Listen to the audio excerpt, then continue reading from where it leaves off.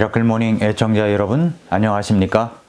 예수님께서 이 땅에 오신 것은 역사적 사실입니다. 매년 이맘때쯤이면 어김없이 찾아오는 성탄 시즌에, 그리고 예수님의 탄생 스토리는 들어도 새로운 말씀들입니다. 그런데 우리가 성경을 읽을 때 신약 성경부터 읽는다면 제일 처음 다가오는 것은 예수님의 계보, 예수님의 족보입니다. 이 족보는 왕의 족보입니다. 마태복음은 예수님은 왕이시라는 것을 드러낸 책입니다. 1장 1절부터 보면은 아브라함이 이삭을 낳고 이삭이 야곱을 낳고 계속되는데, 그 족보 이름 가운데 여인들 이름이 들어가 있습니다. 3절에 다말, 5절에 라합, 그리고 룻, 6절에 우리아의 아내인 밧세바입니다. 예수님의 왕의 족보에 이 여인들의 이름이 들어가 있다는 것은 정말 합당한 일일까요? 아마도 이 여인들의 신분을 알면 더욱 의아해할 수가 있습니다. 아니, 이 여인들 이름을 빼고 여러분의 이름을 넣는다고 합시다. 어울릴까요? 왕의 족보인데, 예수님의 족보인데 아마 어울릴 분도 있겠죠. 그러나 어떻게 내가 감히 라는 생각이 들 수 있습니다. 이제 예수님의 족보에 들어간 여인은 어떤 여인들이었는지 살펴보겠습니다. 예수님의 족보에 들어간 여인들의 모습, 첫 번째는 다말이라는 여인이 나옵니다. 마태복음 1장 3절에 보면은 유다는 다말에게서 베레스와 세라를 낳고, 베레스는 헤스론을 낳고, 헤스론은 람을 낳고 그랬습니다. 이 다말이 어떤 여인이었습니까? 다말을 알려면 창세기 38장에 나와 있는 야곱의 아들 중 유다를 봐야 됩니다. 유다는 야곱의 네 번째 아들로서 아들 셋을 낳는데 엘과 오난과 셀라입니다. 큰아들 엘은 이방 여인과 결혼을 했습니다. 그런데 그만 큰아들이 하나님 앞에 큰 범죄를 저질러 죽고 말았습니다. 유다는 둘째 아들 오난에게 형수에게로 들어가 남편으로 또 아우의 본분을 다하여 네 형을 위하여 씨를 잇게 하라고 말합니다. 그 당시에 수혼법이라는 것이 있었는데, 장자가 죽으면 동생이 형수에게 장가들어서 씨를 잇게 하였습니다. 그것은 집안의 대를 잇게 하기 위한 목적에서 취해진 법으로 불법이 아니었습니다. 그러나 오나는 그 씨가 결코 자기 것이 될 수 없다는 것을 알고 잘못 처신하여 그도 하나님께서 악하게 여기셔서 죽었습니다. 이제 셋째 아들 셀라가 있었지만은 아직 나이가 어리기 때문에 유다는 며느리 다말에게 친정에 가서 수절하고 셀라가 장성할 때까지 기다리라 라고 말합니다. 그런데 셀라가 충분히 성장했음에도 불구하고 유다는 막내 셀라를 다말에게 주지 않는 것이었습니다. 이 사실을 알아차린 다말은 자신의 씨를 잇기 위하여 한 가지 생각을 하는데, 그것은 시아버지 유다가 창녀들이 사는 곳에 자주 나타난다는 소문을 듣고 다말은 자신을 창녀로 위장하고 시아버지와 동침하여 쌍태를 임신하였고, 그렇게 해서 태어난 아들이 베레스와 세라입니다. 예수님의 족보에 위로 올라가면 뭐라고 나옵니까? 3절에 유다는 다말에게서 베레스와 세라를 낳고 라고 이야기합니다. 좀 부정한 스토리 같은데 족보에 들어가 있습니다. 하나님께서는 어떻게 이런 여인에게서 난 자식들을 왕의 족보에 들어가게 하실 수가 있단 말입니까? 두 번째 여인은 창녀 라합입니다. 입에 담기 어려운 단어죠. 성경은 사실 그대로 말씀합니다. 라합은 창녀라고요. 라합은 여리고에 사는 여인으로서 그의 직업은 창녀였습니다. 여호수아가 가나안 땅을 정탐하기 위하여 보낸 이스라엘 정탐꾼들이 여리고라고 하는 도시에 몰래 잠입을 하여 창녀 라합의 집에 머물게 되었는데, 그 사실을 안 여리고 왕이 그 정탐꾼을 찾아내려고 수색을 냅니다. 그때 라합은 정탐꾼을 숨겨주죠. 라합은 이스라엘을 보호하시는 하나님의 역사를 꿰뚫고 있었던 여인으로서 목숨이 위태로운 상황에서도 믿음을 가지고 끝까지 정탐꾼을 숨겨주고 피할 수 있도록 함으로 말미암아 여리고 성이 무너지고 멸망할 때 가족들과 함께 구원을 받고 살아남게 되었습니다. 라합은 비록 창녀의 몸이지만 나중에 보니 예수님의 왕의 족보에 오른 여인이 되어 있었습니다. 어떻게 이런 직업을 가진 여인이 예수님의 왕의 족보에 오를 수가 있었을까요? 세 번째 여인은 사사시대에 살았던 이방 여인 룻입니다. 모압 지방에서 살고 있었던 룻은 나오미와 그 가정의 흉년으로 인하여 모압으로 이민 왔을 때 나오미의 둘째 아들의 부인이 되었습니다. 나오미의 며느리가 된 거죠. 10년의 세월이 흘렀을 때 시아버지가 죽더니 두 아들도 그만 죽고 말았습니다. 결국 나오미와 두 자부가 모두 과부가 되었습니다. 나오미는 두 자부에게 내게 남은 곳이라고는 아무것도 없으니까 나도 고향으로 가려고 하니까 너희들도 너희 살 길을 찾아가라고 이야기합니다. 오르바는 살 길을 찾아 떠났지만 룻은 끝까지 시어머니를 따라가 베들레헴으로 갔는데 그때 룻이 고백했던 말이 있습니다. 어머니 하나님이 내 하나님이요 어머니의 백성이 내 백성이요 어머니가 머무시는 곳이 내 고향이라고요. 룻은 끝까지 시어머니를 따라 귀향합니다. 그 후에 룻은 보아스를 만나 오벳을 낳고 오벳은 이새를 낳고 이새는 다윗을 낳게 된 것입니다. 어떻게 이방 여인이 예수님의 왕의 족보에 오를 수 있었을까요? 네 번째 여인은 햇사람 우리아의 아내인 밧세바입니다. 사무엘하 11장 12장에 나오죠. 밧세바는 엄연히 남편이 있는 여인이었습니다. 그런데 다윗이 그만 그 여인이 목욕하는 장면을 보고 욕정이 일어나 그 여인과 동침하였습니다. 그런데 임신을 해버리고 말았습니다.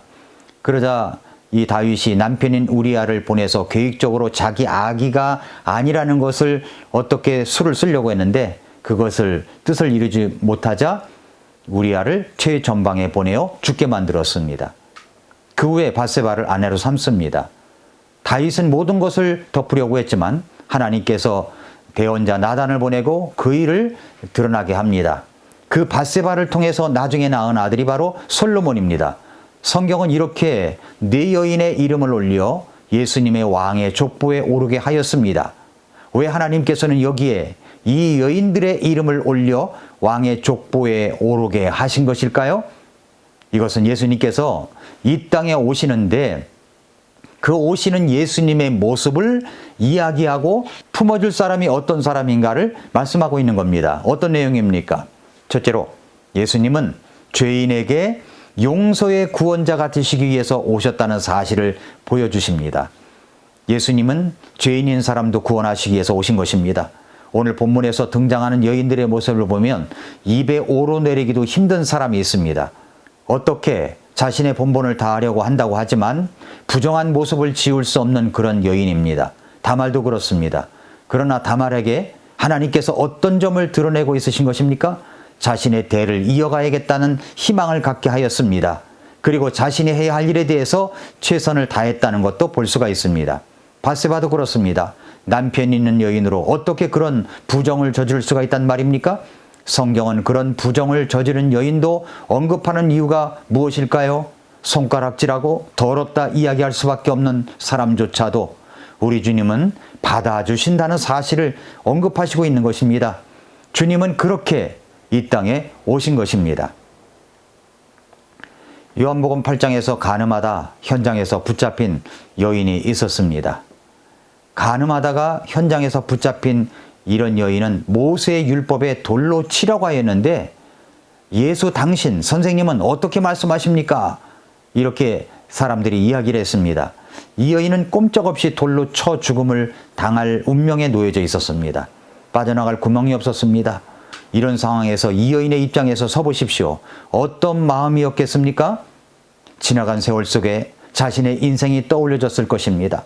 후회도 컸을 것입니다. 생에 대한 애착도 있었을 것입니다. 돌에 맞아 고통스럽게 죽어갈 자신의 처지를 생각할 때 얼마나 두렵고 얼마나 큰 떨림이 있었겠습니까? 그런데 예수님께서 이런 말씀을 하십니다. 너희 가운데 죄 없는 자가 먼저 그녀에게 돌을 던지라. 그리고 앉으셔서 뭔지는 모르지만 땅에다가 글을 쓰시고 있었습니다. 그 이야기를 듣고는 많은 사람들이 양심의 가책을 느낀 나머지 나이가 많은 사람에서부터 하나씩 어린아이까지 다 빠져나갑니다. 그리고 아무도 없었습니다. 예수님께서 일어나서 그 여자 위에 아무도 없는 것을 보시고 여자에게 말씀하십니다. 너를 고소하던 자들이 어디 있느냐? 아무도 너를 정죄하지 아니하였느냐? 주여, 아무도 하지 않았습니다. 그러자 예수님께서 이 여인에게 평생에 지울 수 없는 이런 말씀을 하셨습니다. 나도 너를 정죄하지 않는다. 그러니 가서 다시는 죄를 짓지 말라. 그렇습니다. 우리 주님은 우리의 죄를 용서해 주시기 위해서 오셨습니다. 정죄하시기 위해서 우리를 부르신 것이 아닙니다. 우리를 죄악 가운데서 용서해 주시기 위해서 부르신 것입니다. 예수님이 이 땅에 오신 것은 용서의 주님을 나타내시기 위함입니다. 그래서 예수님의 족보에 진정 용서가 필요한 사람들, 용서가 필요한 여인들도 언급을 하신 것입니다. 여러분은 어떻습니까? 여러분은 용서가 필요한 부분이 없습니까? 예수님께서는 여러분에게 다가오셔서 저와 여러분을 용서하시기 원하시며 여러분을 하나님의 자녀로 삼아주시기 원하십니다. 그 자녀됨의 축복을 누리고 계십니까? 그 자녀됨의 축복과 행복을 느끼십니까? 성탄 인사를 할 때마다 즐거운 성탄절이라는 인사를 합니다. 어떻게 하면 성탄이 즐거울 수가 있습니까? 그것은 바로 성탄의 주인공 되시는 예수 그리스도와 함께하는 행복을 누려야 진정 그렇게 될 수가 있는 것입니다. 예수님은 죄인은 우리를 구원하시기 위해서 오셨다는 사실을 보여주시기 위해서 4명의 비천한 여인들을 족보에 오르게 하신 것입니다. 두 번째로는 인생 실패자에게 은혜의 승리를 주시기 위해서입니다. 룻을 생각해 보십시오. 어떤 면에서 그는 결혼 생활에서 어쩔 수 없는 실패를 한 거죠. 남편을 일찍 세상을 떠나보내고 혼자 살아가야 하는 그녀였습니다. 어떤 면에서 보면 결혼도 실패했고 인생도 실패자였습니다. 그러나 그녀에게는 믿음이 있었습니다. 나오미인 시어머니를 통해서 들었던 하나님의 이야기가 믿음이 있었습니다. 룻기 1장은 고통의 장입니다. 2장은 은혜의 장입니다. 3장은 안식입니다. 4장은 역전의 은혜입니다. 드디어 룻은 보아스와 결혼을 합니다. 그리고 자식을 낳습니다. 그 자식이 오벳이고 오벳은 이새를 낳았고 이새는 다윗을 낳는 왕의 가계가 된 것입니다. 이것을 통해서 우리가 깨달을 수 있는 것이 무엇입니까? 그것은 바로 실패 가운데서도 역전의 은혜를 주시는 하나님의 역사를 우리가 볼 수가 있습니다. 지난 한 해 어떠셨습니까? 혹시 지난 한 해를 돌아볼 때 이리 터지고 저리 터진 상처투성이라는 생각은 안 드십니까?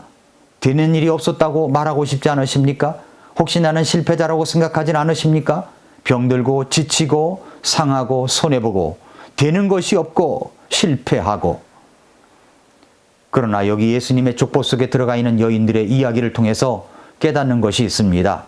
그것은 하나님은 우리가 실패 가운데 있을지라도 반드시 역전의 은혜를 주시는 분이라는 것을 알려주시기 위함입니다. 그래서 예수님께서 오셨습니다. 그래서 예수님께서 2000년 전에 마구간에서 탄생하셨습니다. 예수님은 화려하게 오시지 않으셨습니다. 예수님은 놀라운 모습으로 떠들썩하게 탄생하지 않으셨습니다. 비천한 마구간. 그래서 우리 주님은 우리의 비천함을 이해하십니다. 그래서 우리 예수님은 우리의 아픔도 이해하십니다. 우리 예수님께서 이 땅에 오신 것은 바로 이 역전의 은혜를 주시기 위함입니다. 사랑하는 성도 여러분, 애청자 여러분, 지난 한 해 어떻게 사셨습니까? 기쁨으로 성공적으로 잘 살으셨다면 정말 다행입니다. 그러면 주님께 더욱 감사하시기 바랍니다. 그러나 이런저런 일로 쓰라림과 고통 가운데 지내셨다고 할지라도 실망하지 마십시오. 낙심하지 마십시오. 예수님의 탄생을 보십시오. 그의 시작은 미천하였을지라도 그의 생애는 십자가의 죽음으로 끝났을지라도 결국은 부활하셨고 지금은 하늘 왕좌 우편에서 우리를 위해 간구하시며 축복하시기 원하시며 그리고 우리를 기다리고 계십니다. 주님을 향한 믿음을 구사하십시오. 작은 믿음이라도 그것을 믿고 의지할 때 하나님은 축복을 해 주시는 것입니다. 예수님은 이 땅에 우리를 구원해 주시기 위해서 오셨습니다. 그렇다면 여러분은 구원받으셨습니까? 예수님은 실패한 인생이라고 할지라도 역전의 은혜를 주시기 위해서 오셨습니다. 작은 믿음이라도 하나님은 여러분을 축복하시기 원하십니다. 예수님의 축복 속에 있었던 그 여인들처럼 말입니다. 오늘도 미라클 모닝입니다.